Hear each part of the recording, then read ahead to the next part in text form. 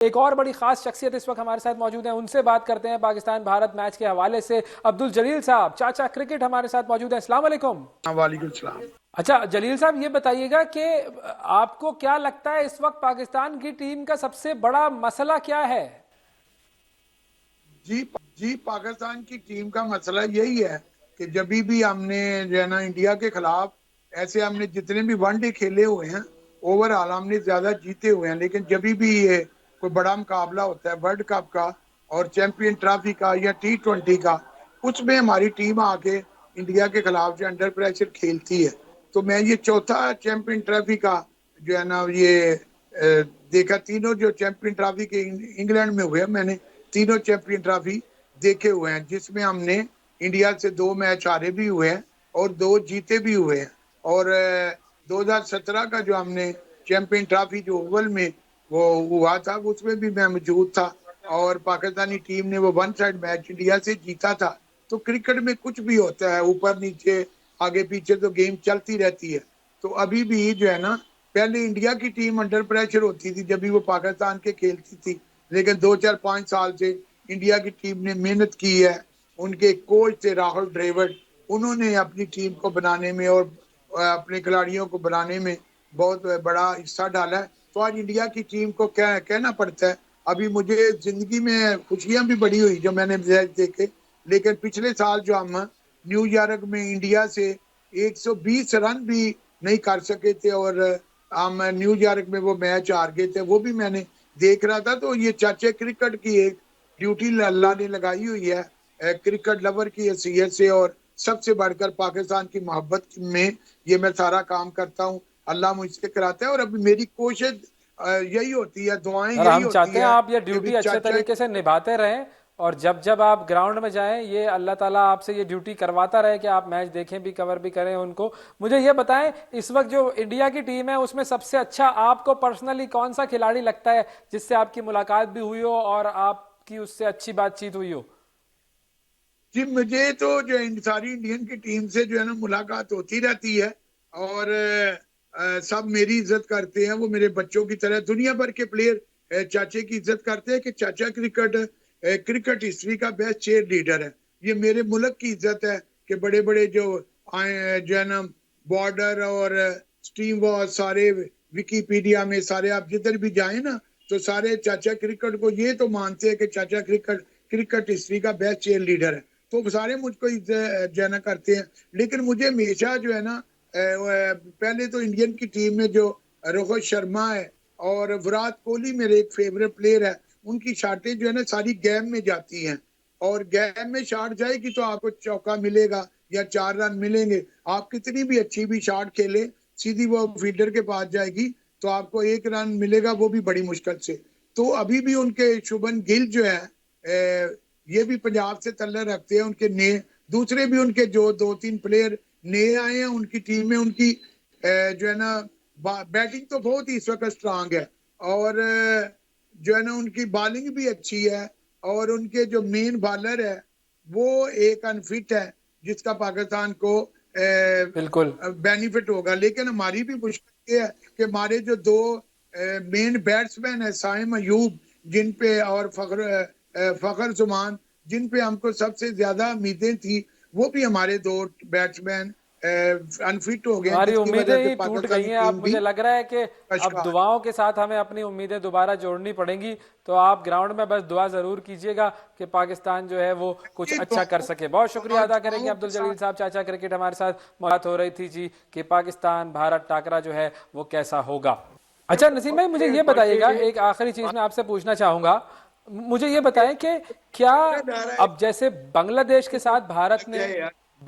साथ भारत ने मुकाबला किया तो 4 विकेटें भारत की गिर गईं। अब भारत कहीं ना कहीं, हमें ये लगा एक मौके पर, ये लग रहा था, बहुत सारे लोगों ने ये भी सोचना शुरू कर दिया था कि शायद जो है वो बांग्लादेश कमबैक कर ले उस मुकाबले में। तो कहीं ना कहीं हमें ये नजर आता है कि भारत की टीम भी वल्नरेबल है। ऐसा नहीं है कि बिल्कुल ही आप उसे कहें कि यस कुछ नहीं हो सकता उस टीम के खिलाफ। मैं ये बिल्कुल नहीं कह रहा हूँ। क्रिकेट इतना बेवफा खेल है कि कोई भी किसी से हार सकता है। आपको पता है ये चीज है ना, तो जीत रही वो सीरीज हारी अगेंस्ट न्यूजीलैंड और अगेंस्ट ऑस्ट्रेलिया। इनका जो अपना प्राइवेट स्टाफ ट्रेवल करता था, जिसमें खानसामा और दीगर लोग शामिल थे, सबको बोला साइड में बैठो।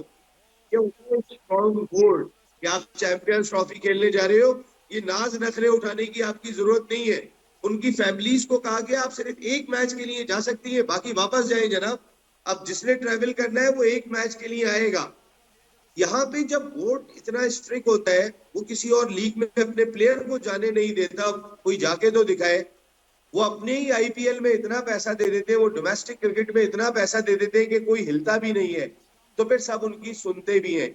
यहाँ की सूरत हाल बहुत मुख्तलिफ है। यहाँ तो टीम वर्ल्ड कप खेलने जा रही होती है तो खिलाड़ी सेंट्रल कॉन्ट्रैक्ट साइन करने से पहले कहते हैं कि हम नहीं जाएंगे अगर सेंट्रल कॉन्ट्रैक्ट साइन नहीं होगा। और फिर उसके बाद वो 3 साल का सेंट्रल कॉन्ट्रैक्ट लेके जाते हैं। ये कौम दुआ कर रही होती है कि पाकिस्तान टीम इंडिया में वर्ल्ड कप खेलने जा रही है, बहुत अच्छा परफॉर्म करेगी। रवानगी से एक रात पहले तक उनके सेंट्रल कॉन्ट्रैक्ट के मामला चल रहे होते हैं। जहां पे प्रायोरिटीज ये होती है, वहां पे रिजल्ट भी फिर ऐसे ही होते हैं। तो मेरा ख्याल है कि अल्लाह करे कि मैं बार बार आपको एक ही बात कह रहा हूँ, पाकिस्तान का जो ओपनिंग स्पेल है वो बहुत इंपॉर्टेंट है। और टॉप ऑर्डर से यार विन से भी तो हार ही रहे ना, बाबर को ओपन करा के, फखर को ओपन करा के, रिजवान साहब इनसे भी हार रहे। तो एक चांस ऐसा लो कि जो थोड़ा सा आउट ऑफ द बॉक्स तो लग रहा है। लोग बोलेंगे उस्मान को इंडिया के खिलाफ उतार दिया, इमाम भी नया आया था। वो भाई भूल जाओ, जिनसे खेल रहे हो वो क्या कर रहे, वो क्या परफॉर्म कर रहे। तो बिल्कुल बेहतर सही है बात है, बिल्कुल आप सही बात किसी है। नए को क्या लेकर। अच्छा, एक और चीज मुझे बताइएगा कि अबरार एज अ स्पिनर वो इस टीम के अंदर, क्या आपको लगता है कल के मैच में उसकी तरफ से कोई ऐसी चीज हो सकती है जो कि इंडिया के लिए सरप्राइज हो? ओवेस भाई, Abrar is a mystery spinner. देखिए आपके पास स्पिनर की कमी नहीं थी। आप अगर शादाब का ऑप्शन बैटिंग डिपार्टमेंट में अच्छा हो सकता था, लेकिन मैं मुझसे आप पर्सनली पूछे तो मैं 2 इनफॉर्म स्पिनर्स के साथ जाऊंगा। उनका नाम है साजिद और नोमान। इसकी वजह यह है कि वो मुझे हाँ खुशदिल शाह से ज्यादा रन्स भी करके देते हैं, वो मुझे फहीम अशरफ से भी ज्यादा रन्स करके देते हैं, वो मुझे आमिर जमाल से भी ज्यादा रन्स करके देते हैं। आप उनके रन्स उठा के देखें, और आउट तो वो इनसे ज्यादा करते ही करते हैं। लेकिन हमने क्या है कि कंडीशनल प्लेयर्स बना दिए। आप टेस्ट के हो, आप वनडे के हो, आप फला जगह के हो। भाई दुनिया में अभी साउथ अफ्रीका की टीम जो ट्राई सीरीज खेली है, उनके तो 6 की प्लेयर कल खेले, वो तो थे ही नहीं। उन्हें हेनरी क्लासन को बाहर बिठाना पड़ा जब उनके तमाम प्लेयर आ गए थे। उनकी ये डेप्थ दिखाई दी। न्यूजीलैंड 55 लाख की आबादी का मुल्क है, पाकिस्तान 25 करोड़ आबादी का मुल्क है। वो विल और रॉर, क्या फास्ट बॉलर आप देखिएगा, दुनिया में ये बॉलर कितना नाम कमाएगा। वो ऐसा टैलेंट प्रोड्यूस कर रहे हैं, 55 लाख की आबादी। आप उनकी ऊपर से नीचे तक टीम देखें, हर आदमी कह रहा है ये टीम फाइनल खेलेगी। हम जी 25 करोड़ की आबादी, 48 न्यूजीलैंड जाए, और हमें ये समझ में नहीं आ रहा हमारा ओपनर कौन होगा, हमारा स्पिनर कौन होगा, हमारा मिडिल ऑर्डर कौन होगा। इसका मकसद है कि जो इतनी बड़ी क्रिकेटिंग नेशन है वो बहुत तेजी से नीचे जा रही है। अच्छा एक और उमेश भाई, ये एक बात सुनिएगा, जो हम 2023 जी में इंडिया में वर्ल्ड कप खेले थे, उसके बाद जो स्ट्राइक रेट है ओडीआई क्रिकेट में, जो वर्स्ट एवर स्ट्राइक रेट है, उसमें जो 4 लोग हैं उनमें 2 पाकिस्तानी है। पहला बांग्लादेशी है, दूसरा बाबर आजम है, जिसका 70 का स्ट्राइक रेट है ओडीआई में। दुनिया 100 से खेल रही है। तीसरे हम्म नंबर पे फिर एक बांग्लादेशी, और चौथे पे रिजवान साहब है हमारे। रिजवान साहब का 74 है। जो हमारे 2 चैंपियन बैटर हैं वो तो मॉडर्न डे क्रिकेट को मैच ही नहीं कर रहे।